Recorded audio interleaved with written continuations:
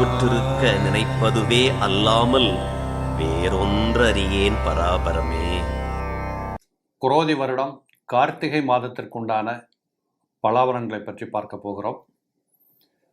இந்த கார்த்திகை மாதத்திற்கு நம்ம தமிழ் மரபுபடி திருக்கார்த்திகை மாதம் என்னோட தென் மாவட்டங்களில் சொல்லுவாங்க. இன்னும் சொல்லப்போனால் நல்ல முகூர்த்த மாதம். வீடு பால் காய்ச்சிறவங்க, கல்யாணம் பண்ணுறவங்க, எந்த ஒரு சுபகாரியத்தையும் கார்த்திகையில் செய்து முடிக்கலாம். அப்படிப்பட்ட ஒரு சுப மாதமாக இந்த மாதம் இருக்கிறதுனால திருக்கார்த்திகை மாதமாக நம்ம கொண்டாட போகிறோம். இந்த மாதத்தில் ஒரு வித்தியாசமான அணுகுமுறை என்னன்னு கேட்டிங்கன்னா, ஒவ்வொரு மாதத்திலும் எப்படியும் 2-3 கிரகங்கள் இடமாறும். அதாவது புதன் இடமாறுவார், இல்லை செவ்வாய் இடமாறுவார், சுக்கிரன் இடமாறுவார். இந்த மாதத்தில் பார்த்தீங்கன்னா சுக்கிரன் மட்டும் 17ஆம் தேதி தனுசுவிலிருந்து மகரத்திற்கு செல்லுகிறார். மற்றபடி எந்த கிரக மாற்றங்களும் இல்லை. ராகு பகவான் சனி பகவானுடைய உத்தரட்டாதியில் பயணம் செய்கின்றார். சனி பகவான் ராகுவினுடைய சதயத்தில் பயணம் செய்கின்றார். இந்த 2 பேரும் அவங்கவங்க நட்சத்திரத்தில் மாறி அமர்ந்து பயணம் செய்கிறாங்க. இப்படிப்பட்ட கிரக சஞ்சாரத்தோடு இந்த மாதம் துவங்குகிறது. இதிலே முதலாவதாக வரக்கூடியது மேசராசி அன்பர்கள். இந்த மேசராசிக்காரங்களை பொறுத்தளவு இந்த மாதத்தில் பார்த்தீங்கன்னா செவ்வாய் கிரகம் 4ஆம் இடத்தில் அமர்ந்திருக்கிறார். ராசிநாதனாக இருக்கக்கூடியவர் 4ஆம் இடத்தில் இருக்கலாமா அப்படின்னு பார்க்கின்ற போது, ஒரு கிரகம் நீச்சம் பெறுகின்ற போது கேந்திரத்தில் நீச்சம் பெறுமானால் நீச்ச பங்க ராஜயோகம் என்று சொல்லுகின்ற விதி இருக்கின்ற காரணத்தின் அடிப்படையிலே இந்த செவ்வாய் உங்களுக்கு மிக சுகபோகமான வாழ்க்கையை கொடுக்கக்கூடிய இடத்திலே அமர்ந்திருக்கிறார். கண்டிப்பாக உடலாலும் உள்ளத்தாலும் ஏற்படுகின்ற மிக்க சந்தோஷமான சுகபோகங்களை என்ஜாய் பண்ணலாம். ரொம்ப பிரமாதமான நல்ல தகவல் வந்து சேரும். நிறைய பேர் கார் வாங்குறேன், வீடு வாங்குறேன், மனை வாங்குறேன் இப்படிங்கிற இன்வெஸ்ட்மெண்ட் பாதையை பார்த்து போவீங்க. நிறைய பேர்களுக்கு உங்களுடைய பெற்ற தாயின் அந்த ஆசீர்வாதங்களும் அந்த உதவிகளும் உங்களுக்கு மிகப்பெரிய அளவில் வந்து உங்களுக்கு கை கொடுக்கக்கூடியதாக இருக்கும். இந்த பள்ளிக்கூடத்தில் படிக்கிற பசங்களுக்கு ரொம்ப உத்வேகம் ஏற்படக்கூடிய எண்ணங்கள் வரும். மறதிகள் போயிடும், சோம்பல் போயிடும். ஒரு சலிப்புத்தன்மை என்பது மறைந்து ஒரு திடகாத்திரமான ஒரு புத்திசாலித்தனமான கல்வி சூழலை தக்க வைத்துக் கொள்ளக்கூடிய வாய்ப்புகள் உங்களுக்கு கிடைக்கும். பற்றாக்குறைக்கு 2ஆம் இடத்துல குரு இருக்கிறார்.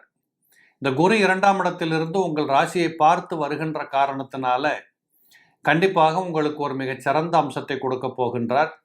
சுப செய்திகள், சுபகாரியங்களை எல்லாம் நீங்கள் பார்க்கலாம், செய்யலாம். கொடுக்கல் வாங்கல்ல மிக திருப்திகரமான மாற்றங்கள் ஏற்படும். வாங்கின கடனை கெட்டக்கூடிய காலச்சூழல் இப்போ உருவாகும். யாரென்று தெரியாதவர்கள் கூட உங்களுக்கு வேண்டிய அளவிற்கு ஒரு நன்மைகளை செய்வார்கள். காரணம், உங்களுடைய பாக்கிய பலம் சற்று கூடுதலாக இருக்கிற காரணத்தினால பெரிய குறைபாடுகள், குற்றங்கள் என்று ஒன்றும் சொல்றதுக்கு இல்லை. அதே போல மேசத்தில் பார்த்தீங்கன்னா புதகிரகம் 8ஆம் இடத்துல உட்கார்ந்துருக்கிறார்.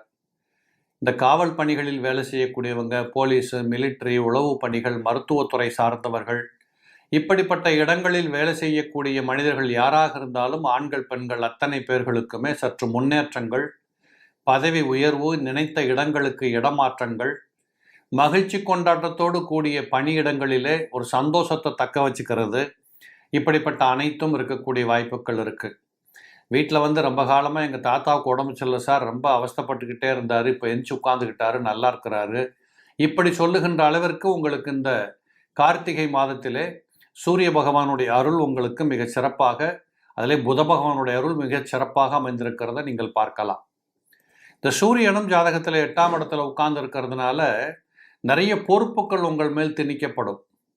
நீங்கள் வழக்கம் போல் வேலை பார்க்குற இடத்துல கூட பார்த்தீங்கன்னா இப்போ எக்ஸ்ட்ரா வேலை வாங்குறாங்க, தெரியுது உங்களுக்கு, என்ன பண்ணுறது, சகிச்சு தான் தீரணும், பொறுத்து தான் போகணும் அப்படிங்கிற மாதிரி வேலை பளு என்பது சற்று அதிகமாக இருக்கிற காட்சிகள் உங்களுக்கு தெரிய வரும். ஆனால் ஒன்று சொல்கிற நேயர்களே, நீங்கள் உழைத்த உழைப்பு என்பது கண்டிப்பாக வீண் போகாது. செய்த பக்தி கூட கொஞ்சம் குறைஞ்சி முன்ன பின்ன வந்துடலாம். ஆனால் உழைத்த உழைப்புக்கு தகுந்த ஊதியத்தை கொடுத்தே தீரும் என்பத காரணத்தால் இந்த உழைப்பை கைவிடாமல் கண்டினியூ பண்ணுங்க.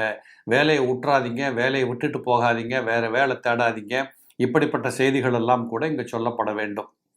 இதில் ராசியில் பார்த்தீங்கன்னா உங்கள் ராசிக்கு 9ஆம் இடத்துல கிட்டத்தட்ட ஒரு 17 நாட்களுக்கு சுக்கிர பகவான் மிக அருமையாக வீற்றிருக்கிறார். 7ஆம் பாவாதிபதி 9ஆம் இடத்தில் இருப்பது என்பது மனைவி மூலமாக இல்லற சுகத்தில் ஆனாலும் சரி, குண வேறுபாடுகளிலிருந்து இருக்கக்கூடிய கொஞ்சம் ஏற்றத்தாழ்வான சிந்தனைகள் எல்லாம் மறைந்து இப்பொழுது இருவரும் இணைந்து உட்கார்ந்து பேசி ஒரு மகிழ்ச்சியாக ஒரு காரியத்தை நடத்தி முடிக்கக்கூடிய சூழல் உங்களுக்கு மிக அற்புதமாக காத்து கொண்டிருக்கிறது. குறிப்பாகவே பெண்களின் மூலமாக மிக அற்புதமான நல்ல வாய்ப்புகள் கிடைக்கும். அதிலையும் அவர் 10ஆம் இடத்திற்கு செல்லுகிறார் 17 நாட்களுக்கு அப்புறமாக. இந்த சினிமா சம்பந்தப்பட்டவங்க, எழுத்தாளர்களாக இருக்கக்கூடியவங்க, பணம் வச்சு பணம் சம்பாதிக்கக்கூடியவங்க, பொருளாதார நிலைகளிலே அட்வைசராக இருக்கக்கூடியவங்க, ஆடிட்டர்ஸு, இப்படிப்பட்ட தகவலில் இருக்கக்கூடிய வேலைக்காரங்களுக்கெல்லாம் இந்த காலத்தில் மிக சிறப்பானது ஒரு முன்னேற்றம் கிடைக்கும், நல்ல லாபங்கள் கிடைக்கும். பொருளாதாரத்திற்கு குறைவற்ற ஒரு வாய்ப்பு என்பது இந்த நேரத்தில் இருக்கிறத பார்க்கலாம். மொத்தத்தில் நீங்கள் குடும்பத்தோடு மகிழ்ச்சியாக இருக்கக்கூடிய ஒரு சூழல் உங்களுக்கு உண்டு. செவ்வாய் 4ஆம் இடத்தில் இருக்கிறதுனால சில நேரங்களில் பிள்ளைங்களுக்கு ஸ்கூல் மாறுறது, கிளாஸில் மாற்றுறது, இல்லை ஸ்கூலில் இப்போ இது வரைக்கும் ஒரு டீச்சர் ரெகுலராக பாடம் எடுத்தாங்க, அவங்களுக்கு பதிலாக வேறு டீச்சர் வர்றது, இப்படிங்கிற தன்மைகளும் வரலாம். இதெல்லாம் ஏற்றுக்கொள்ள வேண்டியது கட்டாயம். அதுக்கு பதிலாக குரு பகவான் 2ஆம் இடத்தில் இருக்கிறார். எப்படிப்பட்ட ஏற்றத்தாழ்வுகளையும் சமாளித்து கொள்ளுகின்ற நிலைகளிலே உங்களுக்கு இந்த மாதத்தில் ரொம்ப அற்புதமான பலன்கள் காத்துக்கிட்டு இருக்கு. நிறைய பேர்களுக்கு கோயில் குளங்களுக்கு சென்று வரக்கூடிய வாய்ப்புகள், புனித யாத்திரை, புனித பயணங்கள், இப்படிப்பட்ட கோளாறுகள் நிறைய உங்களை தேடி வரக்கூடியதாக இருக்கும். பெரியவங்களை போய் பார்க்குறோம், ஆசீர்வாதங்கள் பண்ணுறோம், ஆசிகளை வாங்கிக்கிறோம், ஞானிகளை சந்திப்பது, ஆன்றோர் சான்றோர்களை சந்திப்பது, இப்படிப்பட்ட தன்மைகள் எல்லாம் நிறைய உண்டு. சில பேர்களுக்கு பயணங்களின் மூலமாக நல்ல தகவல் கிடைக்கும். நீண்ட தூரத்து செய்திகள் உங்களுக்கு பலன் செய்யும். ஏற்றுமதி இறக்குமதி சம்பந்தப்பட்ட தொழில் செய்யக்கூடியவர்களுக்கு வருமானங்கள் கூடி வரக்கூடியதாக இருக்கும். புதிய தொழில் துவங்க ஆசைப்படுகிறவர்களுக்கு கூட இந்த மாதத்தில் பார்த்தா நீங்கள் தடபுடலை ஏதோ ஒரு திட்டங்கள் தீட்டி புதிய தொழில் பாதையை பார்த்து நகருவீங்க. இப்படிப்பட்ட நிறைய வாய்ப்புகள் இந்த கார்த்திகை மாதத்தில் இந்த மேசத்தில் பிறந்தவர்களுக்கு மிக அற்புதமாக இருக்கிறத பார்க்கலாம். சனீஸ்வர பகவான் இந்த ராகு பகவானுடைய நட்சத்திரத்தில் போகிறதுனால யாருக்காவது ராகு திசை நடந்துக்கிட்டு இருந்ததுன்னா இப்போ கொஞ்சம் இடமாற்றங்கள் ஏற்படக்கூடியதாக இருக்கும்.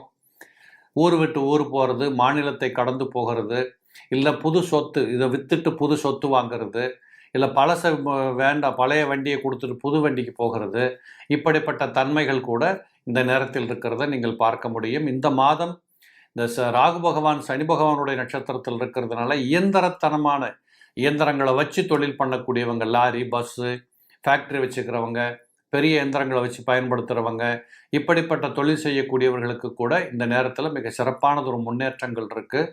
மொத்தத்தில் இந்த கார்த்திகை மாதம் என்பது மேசத்தில் பிறந்தவர்களுக்கு மிக அற்புதமான சொல்லாற்றலோடு, மனத்தெளிவோடு, பொருளாதார வளர்ச்சியோடு, மன மகிழ்ச்சியோடு கூடிய ரொம்ப சிறப்பான ஒரு மாதமாக இருக்கிறதுனால கிட்டத்தட்ட ஒரு 85% உங்களுக்கு சிறப்பான பலன்களும், ஒரு 15% இங்கே அங்கேயும் கொஞ்சம் கோளாறு இருந்ததுன்னா பக்கத்தில் இருக்கக்கூடிய முருகன் வழிபாடு, முருகன் கோயிலுக்கு சென்று வாருங்கள், முன்னோர்களை வணங்கி வாருங்கள், பெற்ற தாய் பெற்ற தந்தை அதாவது முன்னோர்கள் மறைந்தவர்கள் யாராக இருந்தாலும் அவங்களை நினச்சி ப்ரேயர் பண்ணிக்கோங்க. நிச்சயமாக மிகச் சிறப்பானது ஒரு மாதமாக கார்த்திகை மாதம் மேசத்தில் பிறந்தவர்களுக்கு இருக்கும்.